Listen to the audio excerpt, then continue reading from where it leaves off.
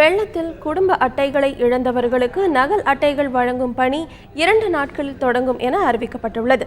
காஞ்சிபுரம் மாவட்டத்தில் மேற்கொள்ளப்பட்டு வரும் வெள்ள நிவாரண பணிகள் குறித்த ஆலோசனைக் கூட்டம் தாம்பரத்தில் நடைபெற்றது.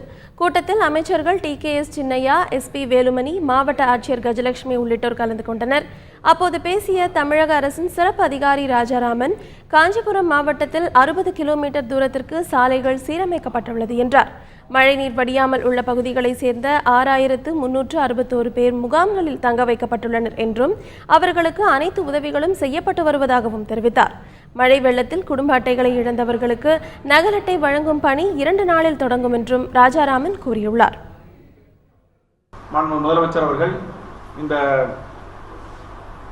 இன்னலால் பாதிக்கப்பட்டிருக்கக்கூடிய குடும்பங்கள் தங்களுடைய பொது விநியோக அட்டையை இழந்திருக்கக்கூடும் என்ற அடிப்படையில் இழந்தவர்களுக்கு நகல் அட்டை வழங்குவதற்கும் உத்தரவிட்டிருக்கிறார்கள்.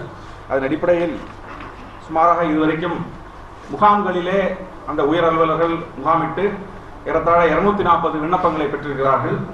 ஓரிரு தினங்களில் அவர்களுக்கும் இந்த நகல் அட்டை வழங்கப்படும் என்பதை மாவட்ட நிர்வாகத்தின் சார்பிலே தெரிவித்துக் கொள்கிறேன்.